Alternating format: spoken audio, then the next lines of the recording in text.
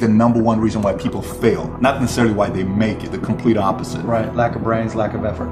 Lack of brains, lack of effort. Yeah, they don't do the work, they don't learn, when you walk in the room, when you start a business and you start to talk about somebody, you're never in a vacuum with no competition, unless you're just extremely lucky.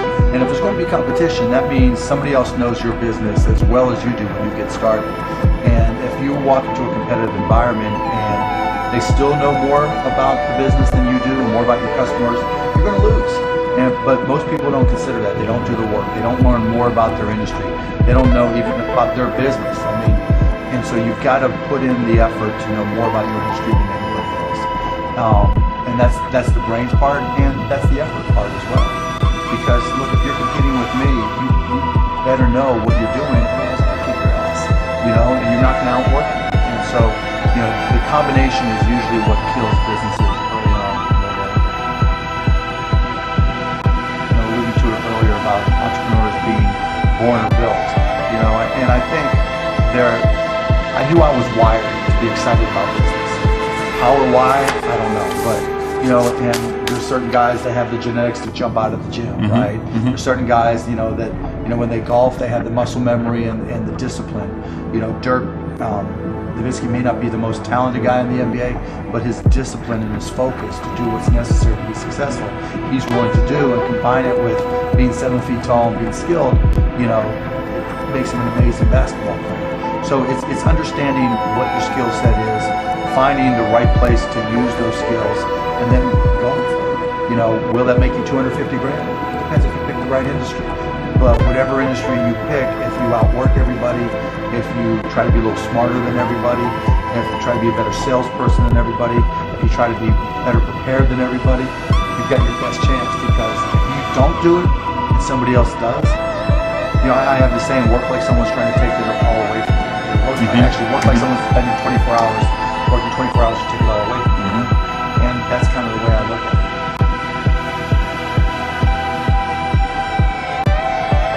I started my first business when I was 12. I was buying and selling baseball cards, buying and selling stamps. Anything I could do to make money, I was hustling and trying to do. So I was into business, but I not so much where it was all my friends were into it with me, so they wouldn't know. Baseball cards. Yeah, baseball cards, you name it. I grew up in Pittsburgh.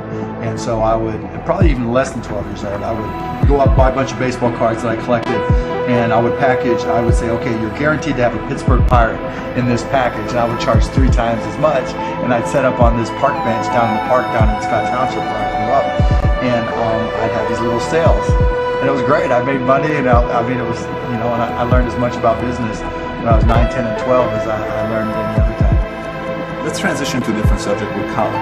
You went to IU, right? Now you got a lot of people that say forget about school. Drop out of school. So you think they're idiots? Tell me why. If you're going to have and run a business, if you don't understand accounting, you're already behind the eight ball. Can't you hire a guy that knows that? But then they still have to communicate to you. Your accountant might tell you you're profitable, but your cash is going down. Not understanding a breakdown. And when you don't. Do you think you need college to learn that? Yeah, I think you do, right? Because it may not, for some people, look, if you're so self-motivated that you can take an online course in accounting and teach yourself everything, you're way ahead of the game anyways. But most people aren't. I don't care if you go to a community college and take accounting and spend $99 for the class. Just, spending the money forces you to be more obligated to do it. But accounting, finance, lesser extent marketing, sales that the school offers, these are that's the language of business. And so while it's possible to teach yourself these things, and while it's possible to hire them, when you're starting your own company, you don't want to have to spend money hiring an accountant. Well, let me tell you that. If you've gone through all these classes, you don't have to hire a lawyer to incorporate, right? You can probably figure it out yourself. And so your cost of opening up a business drops. But even more important than all that, that's the blocking and tackling. That's the language of business. The thing I learned at Indiana that was more important than anything else, I learned how to learn. And learning became far more important to me. Because the one certainty in business is that it's always going to be changing. You're not always learning. To this minute, if I'm not continuously learning, if I'm not just absorbing as much as I can absorb, someone else is going to kick my ass. Right? So you talk about paranoia. The greatest source of your paranoia should be knowledge. If someone else knows more than you do, And if you're not learning, if you don't know how to learn, if you don't have a thirst for learning and acquiring information, you're SOL. So do you think, like, let's just say if we put 10 guys here, you interview them, okay? You could, within a 5-10 minute interview, say, this dude's not going to make it as an entrepreneur. Yeah, I mean, I can typically tell, right? I can tell by their passion. I can tell by their focus. I can tell by their preparation. You know, there's a whole realm of things in any business. Here's the business you're in, and here's 1,000 things that influence whether or not you're going to be successful.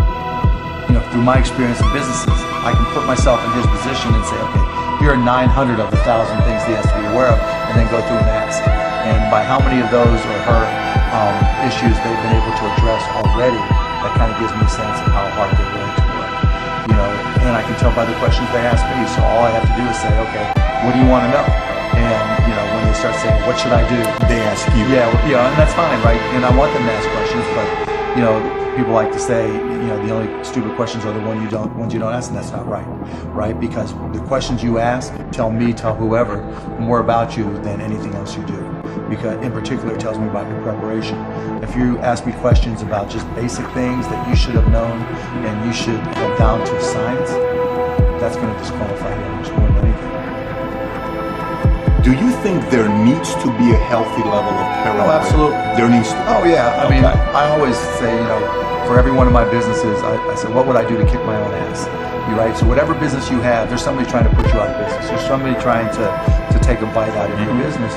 And it's better for you to figure out how they're going to do it rather than they do it. And so, yeah, that's being paranoid. And so you have to be paranoid. You have to anticipate other people's next moves. And you can't ever, you know, downplay the competition. I was at a business plan competition this morning at a college, and they were kind of being dismissive of the competition. And so you can't ever do that. You know, they're out there trying to take you down, and they're not just going to sit still. And if you're good, really, really good, you're going to inspire them to work even harder, faster, better. And so you have to be, you know, very self-aware of what you're good at and what other people are good at. And, you know, a healthy dose of paranoia makes a big difference. I mean, it's very helpful. How does one entrepreneur increase the speed in areas that they can increase? There's certain things you can't control. Speed in one way. Speed of growing your business. All right. So how fast can I grow? Yeah, I mean, it just depends. You've got to know your own skill set, right? And you've got to know how that fits within your company's life cycle. You know, some companies are slow grind, and you just have to understand that, and you've just got to bide your time until it starts to click, and then grow with it quickly. You know, if you're trying to release a product that needs to be ubiquitous, you've got to go as fast as you can, and then, you know, release a product. Yeah, and you know, there's a lot of people who say, you know, perfection is the enemy of profitability, right? And that doesn't mean you have to wait till it's a perfect product. It really just depends on what the product is. It, you know, a barbershop, right? Is it an app? Is it a service? Is it a product? But you know, the key is looking for the low-hanging fruit. What customers are willing to write you a check or commit to it? You know, so that they're willing to integrate it into their daily lives or integrate it into their daily business. And so getting a commitment either through time or revenue is typically what I look for. And so if I can get a commitment, then I'm going to be able to learn. I'm going to see how they use it. Do they sustain usage? And then once I get the next one, you know, hopefully it came a little bit faster than the first one. Then I can ask for referrals, and then the next one, then the next one, and I just try to ramp it up. You know, when I bought Mavs, we had no season ticket holder base, and so literally it was a matter of just putting a list of former season ticket holders and a white pages back then, you know, on my desk next to my phone and making phone calls. You? Yeah, me. Yeah, because if I'm not going to do it, how can I expect someone else to do it, right? So just get on the phone. Hey, this is Mark Cuban. I'm the new owner of the Dallas Mavericks. You know, I'd like to invite you back for again. It's not though. This is my business. We can't get regular sales guys or something to make those calls once they get to a quarter. You're a guy that's a billion. You're making those calls. But that's all. You know, and that's fine and good, right? Because everybody's got their own goals, right? But still, I don't want anybody at the Mavs to be able to say, well, he's not willing to do the work, right? There's, you know, if I walk around, I'm picking up all the papers. I'm not saying go get that picked up. I'm like, okay, that's trash. I'm picking it up. But in terms of speed of growth, it's really, you got to get that first customer first. And then when you get that first, what did you learn? Reiterate, get that next customer. And then hopefully as you learn more and more through the process, then the next one, the next one, the next one